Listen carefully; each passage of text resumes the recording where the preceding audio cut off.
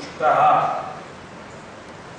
എല്ലാം കൊണ്ടും എല്ലാ തരത്തിലും പരിപൂർണനായകയാൽ ഭഗവാൻ പുഷ്ടഃ ആകുന്നു. എല്ലാം കൊണ്ടും എല്ലാ തരത്തിലും പരിപൂർണനാകയാൽ ഭഗവാൻ പുഷ്ടനാകുന്നു.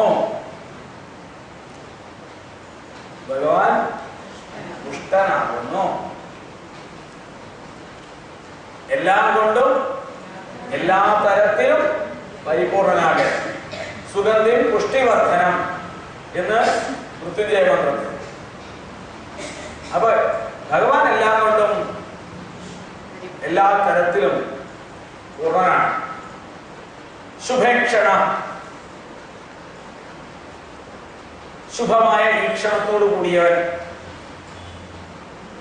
ഈക്ഷണം എന്ന് പറഞ്ഞാൽ സങ്കല്പം. ഇതൊക്കെ ഞാനിത് പറഞ്ഞതാ. അതുകൊണ്ടാണ് ഞാനിതൊന്നും പറയാത്തത്. കാരണം വെച്ചാൽ ഇത് കംപ്ലീറ്റ് സൃഷ്ടി വിശകലനമാണ്. സൃഷ്ടി വിശകലനത്തെ 3-4 മന്ത്രങ്ങൾ കൊണ്ട് ഞാൻ നിങ്ങൾക്ക് എടുത്തു തന്നതാണ്. നാസദീയ സൂക്തത്തിൽ വളരെ വിശദീകരിച്ച് ഞാൻ പറഞ്ഞതാണ്. ഓർമ്മയുണ്ടോന്ന് എനിക്കറിയില്ല. ഗുൾഹമഗ്രേ എന്ന് പറഞ്ഞു. അന്ന് ഇരുട്ടിനാൽ മൂടിയിരുന്നു എന്നും വായുവില്ലാതെ തന്നെ അവൻ ശ്വസിച്ചു എന്നും ഒക്കെ പറഞ്ഞ് പ്രളയത്തിൽ നിന്ന് സൃഷ്ടിയിലേക്ക് കടക്കുന്ന ഭാവങ്ങളെ അത്രയും ഞാൻ വളരെ വിശദമായി പറഞ്ഞതുകൊണ്ട് വീണ്ടും ഞാൻ അതിലേക്ക് കടക്കുന്നില്ല. ഈക്ഷണ ശബ്ദത്തെ കൂടുതൽ അറിയാൻ വേണ്ടി ഐതരയോപനിഷത്ത് പഠിക്കുക എന്ന് മാത്രം പറഞ്ഞുകൊണ്ട് മന്ത്രത്തിന്റെ ആകമാനമുള്ള അർത്ഥത്തെക്കുറിച്ച് നമുക്ക് പരിചിന്തനം ഒന്ന് ചെയ്തു നോക്കാം. ഈ പ്രപഞ്ചത്തെ ഒന്നാകെ തന്നോട് ചേർത്ത് വെച്ചിരിക്കുന്ന കൃത്യമായ വ്യവസ്ഥ ഈ പ്രപഞ്ചത്തിൽ ചെയ്തു വെച്ചിരിക്കുന്ന, സമാന സ്ഥിതിയോടുകൂടി ഈ പ്രപഞ്ചത്തെ കാണുന്ന,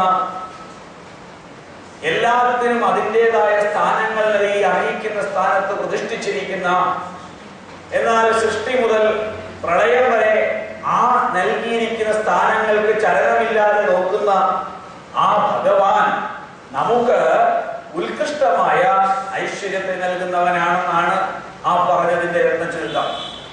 ഒന്നുകൂടി പറഞ്ഞാലേ മനസ്സിലാവാൻ ഇടയുള്ളൂ. കാരണം വളരെ ശക്തമായ സൂക്ഷ്മ ബുദ്ധി ഇല്ലാത്തവർക്ക് ഇത് മനസ്സിലാക്കാൻ പ്രയാസമാണ്. ഇതിന് സാങ്കേതികമായി വേണ്ട ഏറ്റവും വലിയ കാര്യം ബ്രഹ്മചര്യമാണ്. ബ്രഹ്മചര്യത്തോടു കൂടിയിരിക്കുന്ന ബുദ്ധിക്ക് ഇത് ഉൾക്കൊള്ളാൻ കഴിയും.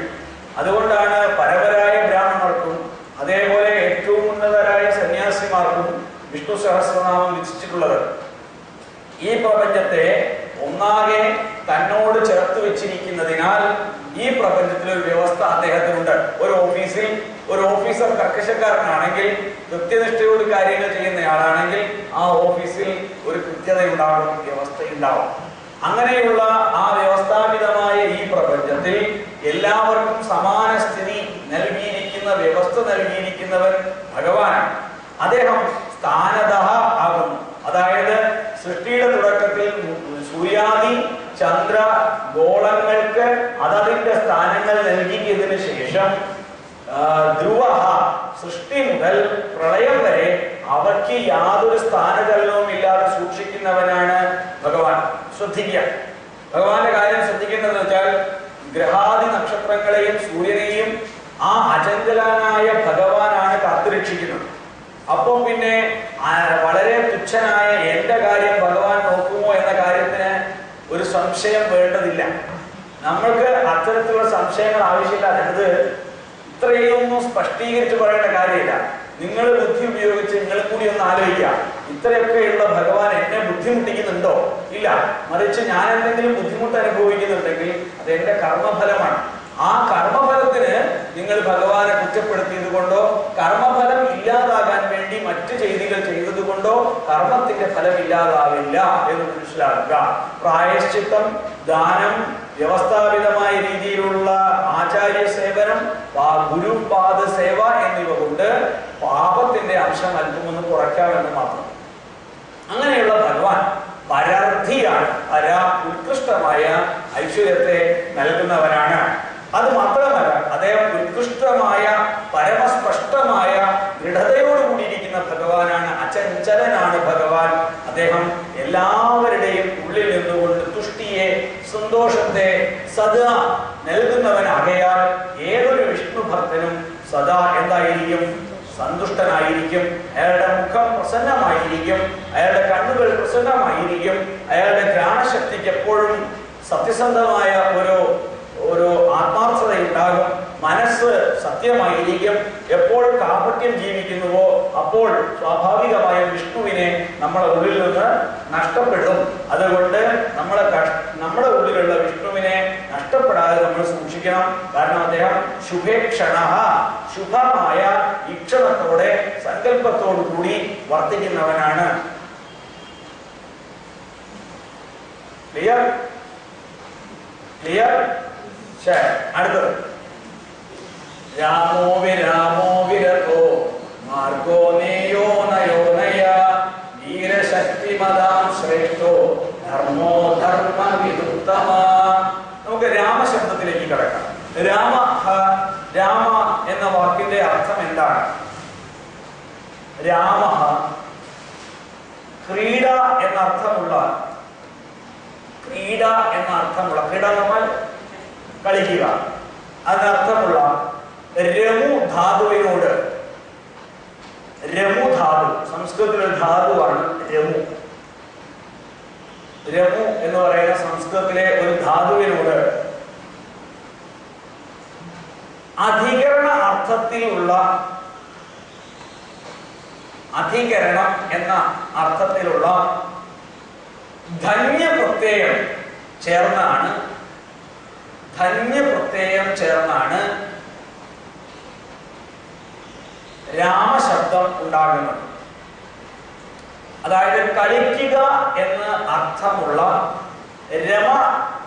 രമു എന്ന് പറയുന്ന ധാതുവിനോട് കൂടിയിട്ട് അധികരണം അർത്ഥത്തിൽ വരുന്ന ധന്യപ്രത്യയം ചേർന്നപ്പോൾ രാമശബ്ദം ഉണ്ടായി. അതായത് രമു കൂട്ടണം ധന്യ സമം രാമഃ.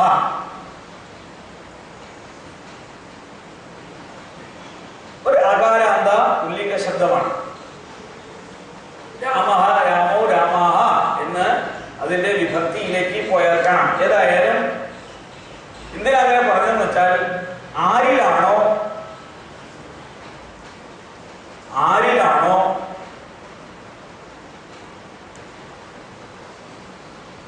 ഈ സമസ്ത വിശ്വവും ക്രീഡിക്കുന്നത്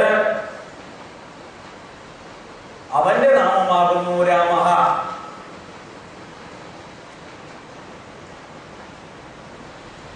ഈ സകല ബ്രഹ്മാണ്ടവും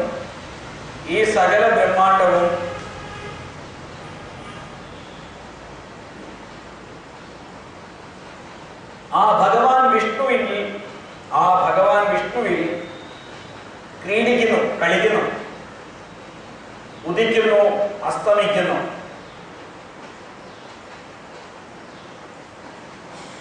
രമുക്രീഡായാം ധാതോരധികരണേ ധന്യരവത്തെ ഇതി ക്രീഡതി വിശ്വമൻ.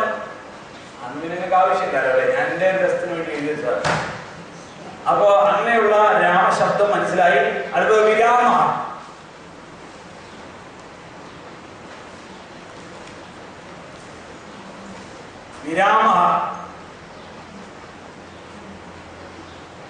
എന്താ ഇങ്ങനെയൊക്കെ ഒരു വിഷമം? വിരാമ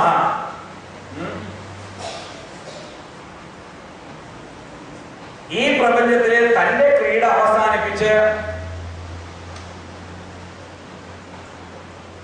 പ്രളയത്തിൽ വിലയിപ്പിക്കുന്നവൻ വിരാമഃ.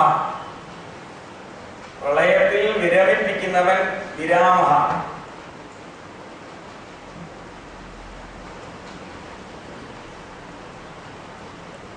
ഒരാൾ സർവീസിൽ പ്രവേശിക്കുമ്പോൾ രാമനാവും, സർവീസിൽ നിന്ന് റിട്ടയർ ചെയ്യുമ്പോൾ വിരാമനാവും. മനസ്സിലായില്ലേ? അത് നിങ്ങൾക്ക് എന്താ പ്രശ്നം അറിയോ? ഞാൻ ഇത്ര ഗൗരവത്തിൽ പറഞ്ഞാലും നിങ്ങളുടെ ലളിത ബുദ്ധിയോട് അത് മനസ്സിലാക്കാൻ ശ്രമിക്കുമോ എന്ന് അറിയാനാണ് ഞാൻ ഈ കട്ടിപ്രയോഗവും ഒട്ടനെ ഞാനെന്ത് ചെയ്തത് ലളിതവും പറയും. മനസ്സിലാക്കിയിട്ട് അത് പഠിച്ചാൽ നിങ്ങൾക്ക് മനസ്സിലാവും. അടുത്തത് വിരത.